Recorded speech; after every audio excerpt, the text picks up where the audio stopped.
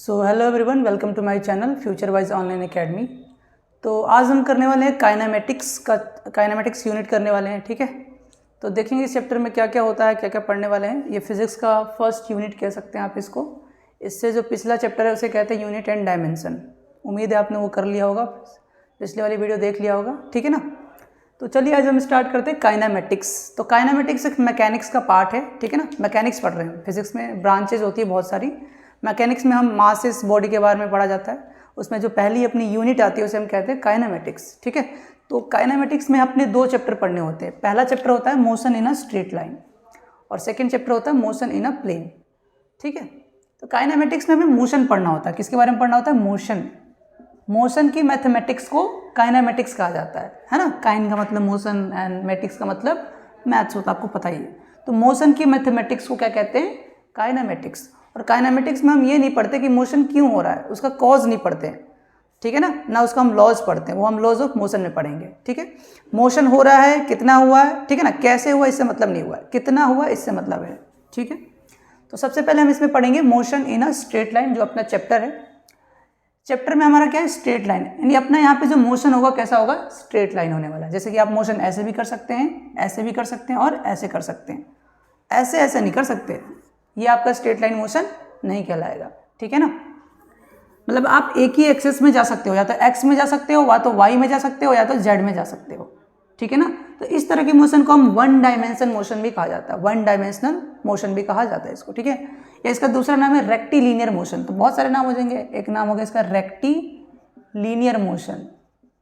ठीक है, 1D motion यानी कि वन डायमेंशन मोशन। ठीक है, लीनियर मोशन भी आप इसको कह सकते हैं। तो बहुत सारे इसके नाम है। ठीक है ना, तो सबसे पहले हम चैप्टर में देखो बार बार क्या आ रहा है? मोशन आ रहा है। तो सबसे पहले तो हमें यही समझना पड़ेगा मोशन क्या होता है। ठीक है, तो चलो मोशन को समझते हैं। अगर आपसे कोई कहता है मोशन क्या होता है, तो आप बोलोगे क्या? अगर कोई भी बॉडी अपनी पोजीशन को चेंज करती है तो हम उसे मोशन कह देते हैं। तो change in position with respect to time.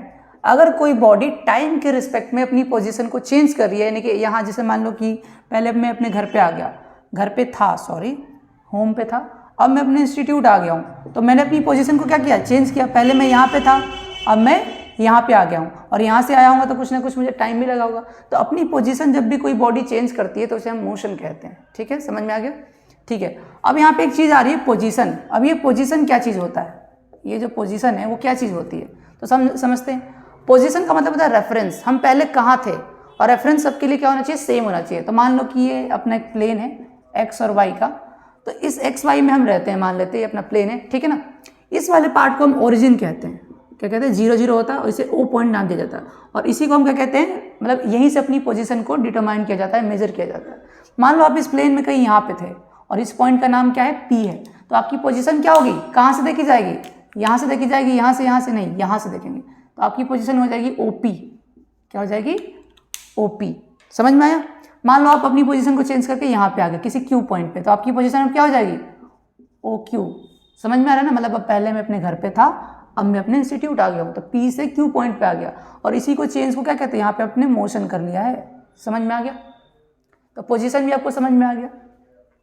अच्छा, जो मोशन होता है कई तरीके का हो सकता है। यूनिफॉर्म हो सकता है, uniform and non uniform. Uniform और नॉन यूनिफॉर्म क्या होता है? यूनिफॉर्म का मतलब होता है एक ही स्पीड से चल रहे हैं हम। ठीक है ना, अभी स्पीड भी पढ़ेंगे क्या होता है। जैसे जो घड़ी होती है टिक टिक टिक, सेम ही स्पीड होती है, तो वो कैसा मोशन हो गया? यूनिफॉर्म। लेकिन जब मैं अपने घर से ट्यूशन आया हूँगा, अपने इंस्टीट्यूट आऊँगा, तो अलग अलग मोशन क्या होगा? कहीं पे सीढ़ी पे चल रहा हूँगा, कहीं पे रोड पे, कहीं पे कुत्ता पीछे, है ना। तो अलग अलग मोशन से हम आते हैं, तो इसे कहते हैं नॉन यूनिफॉर्म मोशन। तो हो सकता है आपको मोशन अच्छे से समझ में आ गया हो। अब आगे प्रोसीड करते हैं। अब जब भी कोई बॉडी अपनी मोशन को चेंज करती है, जैसे मान लो पहले हम यहाँ पे थे, बना ही लेता हूँ खुद को, पहले हम यहाँ पे थे, अब मैं यहाँ पे आ गया हूँ इस पॉइंट पे। तो जब भी कोई बॉडी अपनी पोजीशन को चेंज करती है तो उसके अंदर बहुत सारे वेरिएबल्स आ जाते हैं। अगर यहाँ से यहाँ होगा तो कुछ ना कुछ आपने रास्ता लिया होगा, पाथ को कवर किया होगा, और वो आपको क्या बना देगा? डिस्टेंस का एक साथी होता है जिसको बोलते हैं डिस्प्लेसमेंट। ठीक है, फिर क्या होती है? फिर अगर आपने डिस्प्लेसमेंट चेंज किया, डिस्टेंस चेंज किया, तो क्या पैदा होगा? स्पीड। फिर क्या होगा? वेलोसिटी। अगर आपने वेलोसिटी चेंज किया तो क्या बन जाएगा? एक्सेलरेशन। और यहाँ से यहाँ होगा तो टाइम तो लगा ही होगा। तो इतने सारे वेरिएबल्स हो जाते हैं जब भी हम किसी पोजीशन को चेंज करते हैं। तो यानी कि जितनी भी कहानी होगी सब किससे स्टार्ट हो रही है, पोजीशन को चेंज करो और इसमें आ जाओ। तो ये सब मोशन के वेरिएबल्स कहलाते हैं। तो अगला टॉपिक है वेरिएबल्स ऑफ मोशन। ठीक है, ये इंट्रोडक्शन तो समझ में आया होगा। अब यहाँ पे हम लिखने वाले हैं variables of motion. Variables of motion. तो मोशन के हमने कितने वेरिएबल्स देखे यहाँ पे? पहला हमने देखा डिस्टेंस, फिर हमने क्या देखा, डिस्प्लेसमेंट, फिर हमने क्या देखा, स्पीड, फिर हमने क्या देखा, वेलोसिटी, और आखिरी में हमने देखा था एक्सेलरेशन। एक्सेलरेशन ये वही है धूम जो करते हैं, ठीक है ना। अब इनके बारे में हमें इन चैप्टर के बारे में पढ़ना है। इस चैप्टर में हम इसके बारे में पढ़ेंगे, ये क्या होता है, ये क्या होता है, ये क्या होता है। तो सबसे पहला जो अपना टॉपिक होगा उसे हम कहते हैं डिस्टेंस एंड डिस्प्लेसमेंट। तो स्टार्ट करते हैं, डिस्टेंस और डिस्प्लेसमेंट क्या होता है। ठीक है, इसको समझते हैं फिर से। वैसे जैसे कि मान लो मैं यहाँ पे था, अब मैं यहाँ आऊँगा, ठीक है ना। तो जब मैं यहाँ पे था किसी ए पॉइंट पे, मैं बी पॉइंट पे जाने वाला हूँ, ये मेरी इनिशियल स्टेट है। जब मैं यहाँ आ जाऊँगा तो मेरी फाइनल स्टेट होगी। ठीक है, कंफ्यूज नहीं होना। सबसे पहला सवाल तो यही बनता है ना कि अगर मुझे यहाँ से यहाँ आना है तो मुझे मैं कैसे आ सकता हूँ, ये बताओ। कितने रास्तों से आ सकता हूँ? मैं ऐसे आ सकता हूँ, आराम से इसे नहीं कहते। मैं ऐसे आ सकता हूँ, ऐसे भी आ सकता हूँ, है ना, इज्जत से भी आ सकता हूँ। तो अलग अलग तरीके हो सकता है। मैं यहाँ से गाँव जाऊँ फिर अपने घर जाऊँ, तो अलग अलग तरीक़ों से मैं एक जगह से दूसरी जगह जा सकता हूँ। तो आप क्या कहोगे कि एक जगह से अगर दूसरी जगह हमें जाना है तो उसके लाखों करोड़ों यानी नहीं इनफाइनाइट तरीके हो सकते हैं। अगर मुझे ए पॉइंट से बी पॉइंट जाना है तो मैं इनफाइनाइट पाथ से जा सकता हूँ। तो चलो कुछ 2-3 बना लेते हैं। वही जो एक ये ले लेते हैं, एक ये ले लेते हैं और एक ऐसे ले लेते हैं। कितने हमने टोटल रास्ते देखे यहाँ पे? 3। पहला हो गया ये दूसरा और ये तीसरा। अब सबसे पहले जानते हैं कि डिस्टेंस होता क्या है, फिर डिसाइड करते हैं इसमें डिस्टेंस क्या और डिस्प्लेसमेंट क्या है। ठीक है, तो दोनों की डेफिनेशन की जरा बात करते हैं। डिस्टेंस क्या होता है? तो डिस्टेंस का मतलब होता है टोटल पाथ, रास्ता, पाथ का मतलब covered by a body between, word पे ध्यान रखना, बिटवीन में ऐसे लिखूंगा, between initial to final position. ये आपका इनिशियल पोजीशन था, जहां आप आगे वो आपकी फाइनल पोजीशन है। तो कह रहा है कि जितनी भी आप डिस्टेंस को, जितना भी आप रास्ते को कवर करते हो, बिटवीन का मतलब होता है उसको सबसे मतलब है ऐसे ऐसे ऐसे ऐसे, ठीक है ना। तो अगर देखा जाए तो पहले में भी हमने पूरा का पूरा पाथ कवर किया है, इसमें भी किया, इसमें, तो क्या डिस्टेंस तीनों है? हाँ बिल्कुल, डिस्टेंस तीनों है। फिर डिस्प्लेसमेंट क्या है? अगर हम कह रहे हैं कि पहला भी डिस्टेंस है, दूसरा भी डिस्टेंस है और तीसरा भी डिस्टेंस है, तो डिस्प्लेसमेंट कुछ नहीं है क्या इसमें? चलो देखते हैं क्या होता है डिस्प्लेसमेंट की डेफिनेशन। ये कहता है कि shortest distance covered by a body between नहीं, गलती हो जाएगी हमसे, from initial to final position. बोलोगे ये तो सेम ही है। अच्छा, लेकिन वहाँ पे शॉर्टेस्ट डिस्टेंस भी लिखा है क्या? हाँ, देखो इसमें 2 चीज़ें ध्यान रखना, शॉर्टेस्ट डिस्टेंस और फ्रॉम, 2 चीज़ों से डिस्प्लेसमेंट क्लियर हो जाएगा। इसने ये कहा कि जो सबसे छोटा वाला रास्ता होता है, जो सबसे छोटा वाला डिस्टेंस है, वही आपका डिस्प्लेसमेंट हो जाएगा। जैसे कि मान लो एक पेरेंट्स है, उनके बहुत सारे बच्चे हैं, है ना, बहुत सारे बच्चे हो सकते हैं। तो जो सबसे छोटा वाला, तीनों के तीनों बच्चे ही है ना, यानी कि तीनों के तीनों मान लो डिस्टेंस ही है ना, और जो सबसे छोटा वाला सब छोटा वाला बच्चा कहते हैं, और उसका स्पेशल नाम हमने क्या रख दिया? डिस्प्लेसमेंट। समझ में आ गया ना। यानी कि डिस्टेंस ही डिस्प्लेसमेंट होता है, लेकिन कौन सा? जो सबसे छोटा है वो वाला। समझ में आ गया। अब इसमें लिखा है फ्रॉम, मतलब कि उसे इससे मतलब नहीं है कि आप कैसे कैसे गए हो, कहाँ पे थे और अब कहाँ पे हो, उसके बीच में एक सीधी लाइन खींच दो। मतलब कि एक छोटा सा रास्ता, सीधी सी लाइन हो सकती है ना। सबसे छोटा रास्ता क्या होता है? स्ट्रेट लाइन, ठीक है ना। वही आपका क्या हो जाएगा? डिस्प्लेसमेंट हो जाएगा। तो फिर इसमें डिस्प्लेसमेंट कौन सा है? तो बोलोगे जो सेकंड वाला है वो सबसे छोटा लग रहा है, कि ये छोटा लग रहा है, कि ये वाला, यही वाला सबसे छोटा लग रहा है, तो बोलेंगे सेकंड इज अ डिस्प्लेसमेंट। समझ में आ गया। तो डिस्टेंस और डिस्प्लेसमेंट में ये डिफरेंस होता है थोड़ा और इनकी बात करते हैं। यहाँ पे देखने को मिल रहा है कि डिस्टेंस तो 1 2 3 एक से ज़्यादा हो रहा है, तो आप क्या कह सकते हो? It can be more than 1, यानी कि डिस्टेंस आपका 1 से ज़्यादा हो सकता है, लेकिन डिस्प्लेसमेंट हमेशा एक ही होगा। जो सबसे छोटा भाई है वो एक ही हो सकता है ना, सबसे छोटा, उसके बाद आ गया तो फिर वो हो जाएगा, ठीक है ना। तो इसमें बोलेंगे ये कैसा होता है, यूनिक होता है। ये कैसा हो जाएगा, यूनिक। यूनिक का मतलब अकेला, लौता, ठीक है ना। और कुछ कह सकते हैं क्या, जो डिस्टेंस होता है ना ऑलवेज पॉजिटिव होता है। क्या होता है, ऑलवेज पॉजिटिव। पॉजिटिव मैं ऐसे लिखूंगा, या ये जीरो हो सकता है। जैसे मान लो गाड़ी चले ही नहीं, बंदा बैठा रहेगा तो क्या होगा, जीरो ही होगा। और ये कैसा हो सकता है, ये पॉजिटिव भी हो सकता है, जीरो भी हो सकता है और नेगेटिव भी हो सकता है। नेगेटिव ऐसे लिखूंगा और जीरो तो मैं ऐसे ही लिखूंगा। समझ में आ रहा है। अब इनकी जरा मेजरमेंट की बात करते हैं कि जो डिस्टेंस है उसको किस में मेजर करते हैं। तो डिस्टेंस, दूरी किस में मेजर करते हो, हर चीज़ की अपनी एक एसआई यूनिट होती है। तो इसकी यूनिट होती है मीटर। एसआई यूनिट क्या है इसकी, मीटर। सेकंड लास्ट वाले में पढ़ा होगा आपने, एम से डिनोट कर सकते हैं। तो इसको किस में करेंगे, अरे ये भी तो डिस्टेंस ही है ना, तो इसको भी किस में करेंगे, मीटर में ही करेंगे। फिर हमने पढ़ रखा डायमेंशन निकालना। तो डायमेंशन इसका क्या होगा, डायमेंशन। डायमेंशन क्या होगा, मास तो है नहीं तो m0, लेंथ है तो लेंथ, मीटर मतलब लेंथ होता है, टाइम नहीं है तो t0, तो m0 l1 t0। आप इसको सिंपल ऐसे l1 भी लिख सकते हो, ये और ये दोनों में से कोई भी लिख सकते हो। जो है ही नहीं उसको क्या लिखना है ना, लेकिन ये अच्छा लगता है इसलिए इसको लिखते हैं। और कुछ बता सकते हैं इसके बारे में, डिस्टेंस और डिस्प्लेसमेंट के बारे में। क्वांटिटी कौन सी है ये, हम देखो शुरुआत से पढ़ रहे फिजिक्स में कि हम क्वांटिटी की स्टडी करते हैं। और कौन सी क्वांटिटी, फिजिकल क्वांटिटी। तो डिस्टेंस किस तरह की फिजिकल क्वांटिटी है, तो क्वांटिटी दो तरह की होती है, एक होती है स्केलर, एक होता है वेक्टर। स्केलर उसे कहा जाता है जिसके पास केवल मैग्नीट्यूड होता है, और वेक्टर वो होता है जिसके पास मैग्नीट्यूड और डायरेक्शन दोनों होता है। कही हुई बात समझ में आ रही है, अच्छा समझाता हूँ। जैसे कि मान लो कि मैंने बोला कि जो क्वांटिटी है, फिजिकल क्वांटिटी है, वो दो तरह की होती है। एक मैंने बोला स्केलर और एक मैंने बोला वेक्टर। और स्केलर के लिए मैंने ये बोला कि इसके पास केवल मैग्नीट्यूड होता है। मैग्नीट्यूड कभी सुना है जिंदगी में, मैग्नीट्यूड का मतलब होता है नंबर, वैल्यू। जैसे x की वैल्यू 2 है तो नहीं बोल सकते हैं x का मैग्नीट्यूड 2 है। और वेक्टर का मतलब मैंने क्या बताया, जिसके पास मैग्नीट्यूड है और डायरेक्शन है। m का मतलब क्या है, मैग्नीट्यूड, d का मतलब डायरेक्शन। पूरा नहीं लिखा मैंने। अब इसमें डिफरेंस क्या है, डायरेक्शन नहीं है तो डायरेक्शन से कुछ अलग ही हो जाता है। जैसे मान लो आपका कोई दोस्त है ना, और वो आपसे बहुत दूर से मिलने आ रहा है, आपको उसका घर नहीं पता, आपको या उसको आपका घर नहीं पता, ठीक है ना। ये आपका घर है और वो 2 मीटर की दूरी पे है। उसने आपको कॉल किया और बोला कि आजा मेरे घर पे, तुमने बोला आजा मेरे घर पे, और उसने बोला कितना दूर है, किधर है, तो आप बोले ना मेरा घर ना 2 मीटर दूर है, और फ़ोन आपने काट दिया। अब वो दोस्त जहाँ पर है उसे पता नहीं वो कहाँ पर है, आपका घर तो यहाँ पे। अब यहाँ पे है तो वो यहाँ पे जाएगा कि इधर जाएगा कि इधर जाएगा कि किधर जाएगा, उसको कुछ समझ ही नहीं आएगा। उसको ये तो पता है 2 मीटर दूर है, बट ये नहीं पता कहाँ से 2 मीटर दूर है, किधर 2 मीटर जाना है, इधर जाऊँ कि इधर जाऊँ कि इधर जाऊँ। मतलब मैग्नीट्यूड तो है उसके पास, बट उसके पास डायरेक्शन नहीं है। ये क्या बन गया, दिल बन गया क्या, वाह, हटाओ इसको। लेकिन वही आपने कह दिया कि आप 2 मीटर ईस्ट में आ जा, और यहाँ पे सिर्फ बोला अपने 2 मीटर। तो जब 2 मीटर ईस्ट में आना होगा तो बेचारा जाहिर सी बात है इधर ही आएगा। यहाँ पे था, इधर आ जाएगा 2 मीटर आराम से। लेकिन यहाँ पे तो उसका कोई डायरेक्शन ही नहीं, किधर किधर चला जाएगा उसको खुद नहीं पता।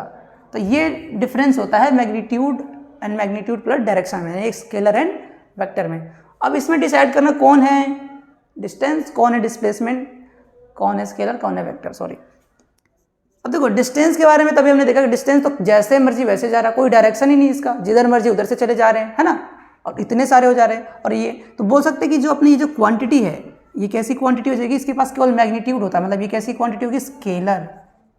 और ये कैसा हो जाएगा, वेक्टर। इसके पास एक अपना फिक्स रूल तो है ना कि मुझे एक सबसे छोटा रास्ता लेना है, तो डायरेक्शन का मतलब ईस्ट वेस्ट नॉर्थ साउथ नहीं होता, एक फिक्स रूल को फॉलो करना चाहिए। समझ में आ गया। तो ये डिस्टेंस और डिस्प्लेसमेंट में कुछ डिफरेंस है, आपको आना चाहिए, इससे आपका कंसेप्ट क्लियर होगा, ठीक है ना। चलो देखते हैं। अच्छा, ये पॉजिटिव नेगेटिव जीरो का क्या सिस्टम है। जैसे कि मान लो आपने इंटीजर देखा होगा ना, यहाँ पे 0 होता है, इधर -1 -2 -3, यहाँ पे 1, यहाँ पे 2, यहाँ पे 3। मान लो कि ये आपका रेफरेंस पॉइंट है जहाँ पे अभी हो, तो डिस्प्लेसमेंट कब नेगेटिव होगा, कब पॉजिटिव होगा और कब जीरो होगा, ये देखना है। अब देखो जो चीज़ वेक्टर होती है उसमें ये सीन पक्का आता है, पॉजिटिव नेगेटिव और जीरो वाला। अगर आप रेफरेंस से इधर गए पॉजिटिव साइड में तो आपका डिस्प्लेसमेंट कैसा होगा, पॉजिटिव। अगर आप इधर से इधर आ गए तो आपका डिस्प्लेसमेंट कैसा होगा, नेगेटिव। जैसे कि मान लो यहाँ थे, यहाँ गए और इधर आ गए, तो इतना आपने नेगेटिव कर लिया ना। लेकिन आप इधर गए और इधर ही रह गए, मतलब आप जहाँ थे उसके अभी पीछे ही हो, भले आप मुड़े हो, तो यहाँ पे आपका डिस्प्लेसमेंट पॉजिटिव रहेगा, लेकिन यहाँ पे आप इधर आ गए तो नेगेटिव हो जाएगा। समझ में आ गया। तो ये डिस्टेंस और डिस्प्लेसमेंट के बारे में कुछ बातें थी जो हमने की। इसको मैं रब कर रहा हूँ, आप इसको नोट कर सकते हो, ठीक है। चलो कुछ और बातें हो सकती है इसके बारे में, है ना, इम्पोर्टेंट। क्या देखते हैं जरा क्या हो सकती है। क्या मुझे बता सकते हो क्या डिस्प्लेसमेंट कभी डिस्टेंस से बड़ा हो सकता है? क्या छोटा वाला भाई बड़े वाले भाई से बड़ा हो सकता है? तो बोलोगे नहीं, इक्वल हो सकता है। कब हो सकता है? साथ में पैदा हो जाए, फिर छोटा बड़ा का तो सवाल ही नहीं होता। चलो यहाँ पे आते हैं, फोकस करते हैं कि हम बोलते हैं कि जो डिस्प्लेसमेंट है यानी कि जो डिस्टेंस है वो हमेशा बड़ा होगा डिस्प्लेसमेंट से, डिस्प्लेसमेंट से, या तो उसके इक्वल होगा। मतलब कभी ये नहीं हो सकता कि डिस्प्लेसमेंट बड़ा हो रहा है डिस्टेंस से, किसी भी केस में पॉसिबल नहीं है। अब यहाँ पे हमने कह दिया बराबर होगा, तो बराबर कब होगा? देखो, तो जब हम बोलते हैं कि distance is equal to displacement, कब इक्वल होगा? क्या केस है इसका? तो जब बोलेंगे अपना मोशन कैसा होगा? स्ट्रेट लाइन, और चैप्टर का नाम है motion in a straight line. यानी इस वाले चैप्टर में 90% केसेस में आपका डिस्टेंस और डिस्प्लेसमेंट सेम होगा। यानी कि बोलोगे when the motion is in straight line, यानी जब आप स्ट्रेट लाइन जाओगे, जैसे यहाँ से आप यहाँ आ गए 2 मीटर ए से बी, यही आपका डिस्टेंस भी है, यही आपका डिस्प्लेसमेंट भी है। अच्छा, अगर मान लो यहाँ से ऐसे आ गए, तो ये भी तो स्ट्रेट लाइन ही मोशन हुआ ना, इधर गए और उसी रास्ते से ऐसे गए और ऐसे वापस आ गए, तो ये भी क्या होगा?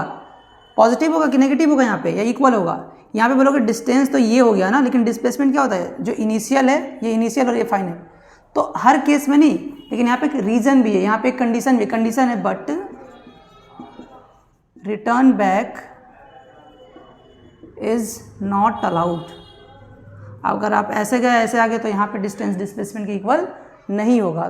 ठीक है, तो कब इक्वल होगा ये भी देख लो। अच्छा, जो डिस्टेंस होता है और डिस्प्लेसमेंट का जो रेशियो होता है, डिस्प्लेसमेंट वो कितना होता है? अगर मान लो इधर में डिस्प्लेसमेंट से डिवाइड कर दूँ, रेशियो निकालना है ना, इधर भी डिस्प्लेसमेंट से डिवाइड कर दूँ, डिस्प्लेसमेंट से डिस्प्लेसमेंट कट, तो डिस्टेंस अपॉन में डिस्प्लेसमेंट इज इक्वल टू 1 आता है, या बोल सकते हो ग्रेटर देन 1 आता है।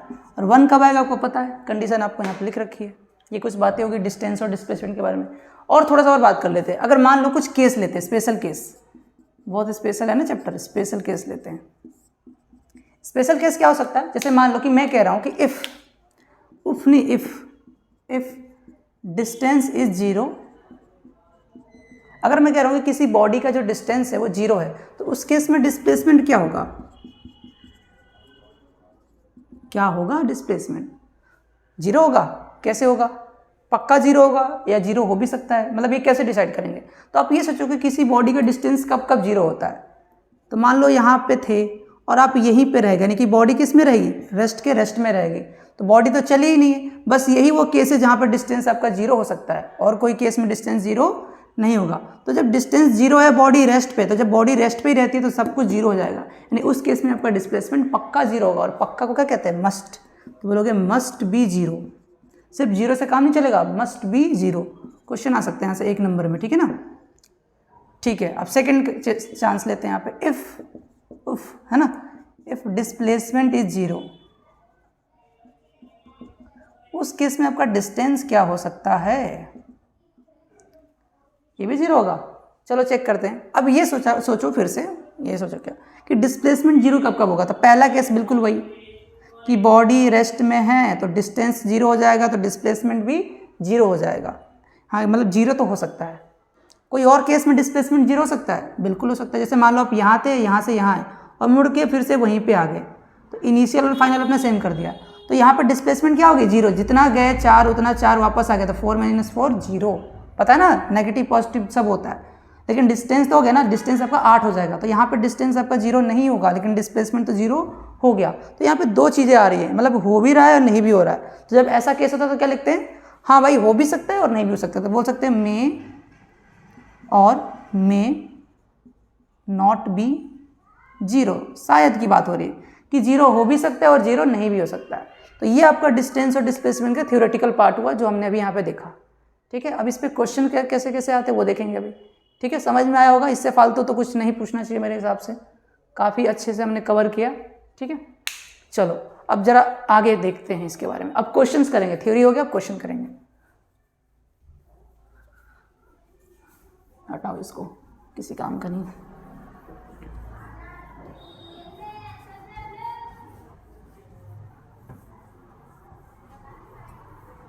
ख्वाहिश मेरी अनजानी। ठीक है, अब जरा क्वेश्चन करके देखते हैं क्या हमसे हो रहा है, क्या जो हमने पढ़ा क्या उसको हम अप्लाई कर पा रहे हैं। चलो देखते हैं। आपको बेसिक मैथ तो आनी चाहिए, है ना, पहले ही धमका दिया मैंने। देखो पहला तो सबसे हम इजी क्वेश्चन लेंगे, क्वेश्चन नंबर 1। ठीक है, ये पॉइंट है, ये पॉइंट है, ये पॉइंट है। चलो इससे भी इजी लेते हैं। कोई बॉडी है यहाँ से यहाँ आई, जैसे मान लो ये ए पॉइंट है, ये बी पॉइंट है, ये सी पॉइंट है। हम कह रहे हैं कि कोई बॉडी है जो ए से गई यहाँ सी तक 8 मीटर और बी से फिर सी पे आ गई 4 मीटर पीछे, है ना। जैसे हम जा रहे थे, कुछ याद आया, हमारा यहाँ दोस्त दिख गया तो हम वापस आ गए।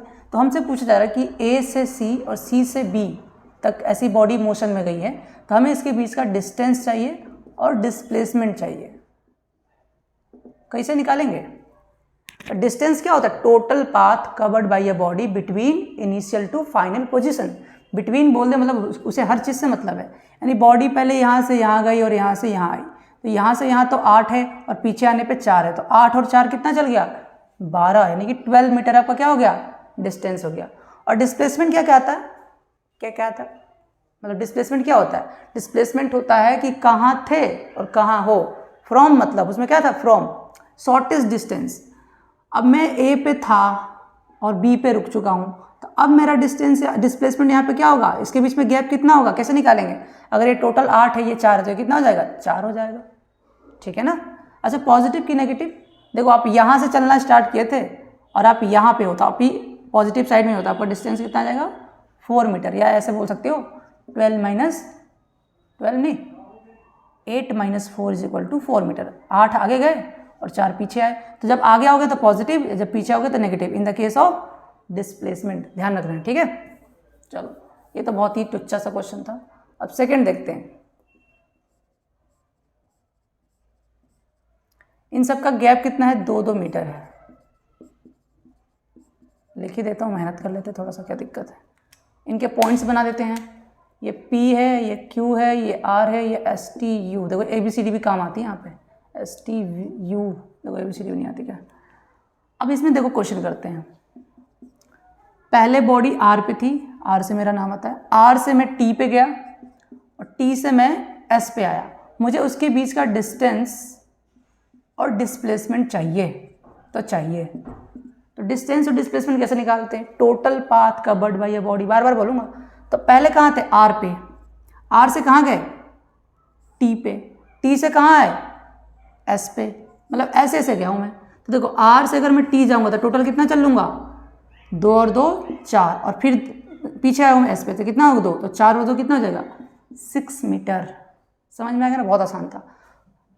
डिस्प्लेसमेंट में एक ही चीज़ चेक करनी है, कहाँ थे और कहाँ हो। पहले मैं R पे था, चलो मैं दिखा देता हूँ। गिर गया क्या? पहले मैं R पे था, अब मैं S पे हूँ। पहले मैं R पे था, अब मैं S पे हूँ। बीच में गैप कितना है? 2 मीटर। तो आंसर कितना आ गया? 2 मीटर। पॉजिटिव, क्योंकि मैं अभी इधर ही हूँ। सेकेंड इसमें बन सकता है कि पहले बॉडी T पे थी, T से गई U पे, U से गई R पे, मेरे पास आ गई। फिर से बताओ डिस्टेंस, फिर से बताओ डिस्प्लेसमेंट। वही बात है, T पे थी, T से गई U पे, U से गई R पे, तो ये 2 चल गई। फिर 2 2 4 2 6 6 2, ये इतना 6 चल गए, तो ये 8 मीटर हो गया। डिस्प्लेसमेंट चाहिए, T पे थे R पे चले गए, T पे थे R पे चले गए, कितना गैप है? 4 मीटर। और ऐसे जल्दबाजी में लिखोगे तो गलत हो जाएगा, बोलोगे -4 मीटर। रेफरेंस देखो, पहले वो T पे थी ना, आप देखो अपनी बॉडी पीछे आ चुकी है R पे, तो माइनस का आंसर आएगा। ये आपका डिस्टेंस और डिस्प्लेसमेंट के 2 क्वेश्चन बहुत ही ईजी, जो बुक में भी मिल जाएंगे। ठीक है, और देखना है? मिटा दूं? नहीं, अच्छा लग रहा है। जैसे मान लो कोई बॉडी यहाँ से ऐसे गई, बहुत ही फेमस क्वेश्चन है, और ये रेडियस 7 मीटर है। ठीक है, तो ये A से B गई है ऐसे धुम धुम धुम ऐसे करके, तो हमें इसके बीच में डिस्टेंस बताना है और डिस्प्लेसमेंट बताना है। अब कोई बॉडी ऐसे चल रही है, ऐसे चल रही है मतलब सेमी सर्कल में चल रही है, तो सर्कल में किसी बॉडी का डिस्टेंस कैसे निकालते हैं? उसका सरकमफ्रेंस होता है। तो पूरे सर्कल का सरकमफ्रेंस कितना होता है? 2πr। तो हाफ का कितना हो जाएगा? हाफ कर दो, ओनली πr बचेगा। तो बोलोगे पाई इंटू आर। पाई की वैल्यू कितनी होती है? 22/7, और रेडियस कितना दिया है? 7, तो 7 से 7 उड़ा तो 22 मीटर इसका डिस्टेंस हो गया। ठीक है, डिस्प्लेसमेंट क्या होता है? इनिशियल से फाइनल जो सबसे छोटा रास्ता है। पहले बॉडी ए पे थी, अब है बी पे, छोटा रास्ता है, ऐसे जाएंगे। अगर ये 7 है तो ये भी कितना होगा 7, तो 7 और 7 14, यानी डिस्प्लेसमेंट कितना आ गया 14 मीटर। आसान सा था, ठीक है। और क्वेश्चन देख सकते हैं, 4th क्वेश्चन देखो। ये इतना सर्कल है, स्टेडियम है, आप यहाँ पे थे, आपका दोस्त यहाँ पे आपको बुला रहा है, तो पहले आप यहाँ से यहाँ गए और यहाँ से यहाँ, हम कह रही है 2 मीटर है, कितना है 2 मीटर है। बताओ इसका डिस्टेंस और डिस्प्लेसमेंट। बॉडी कैसे गई है, ए से ओ गई, ओ से बी गई है, तो हमें इसके बीच में डिस्टेंस चाहिए और डिस्प्लेसमेंट चाहिए। तो डिस्प्लेसमेंट और डिस्टेंस, अच्छा ये सर्कल है, तो सर्कल में जो चीज़ ये रेडियस होती है, तो ये भी क्या होगा रेडियस, तो अगर ये 2 है तो ये भी कितना होगा 2, और डिस्टेंस होता है total path covered by a body between, मतलब कि 2 ऐसे आया और 2 ऐसे, तो डिस्टेंस कितना हो गया 2 और 2 4। ये तो बहुत आसान था, सर्कल देख के गायब तो नहीं हो गया दिमाग से। अच्छा अब डिस्प्लेसमेंट चाहिए, तो डिस्प्लेसमेंट क्या होता है, सबसे छोटा रास्ता।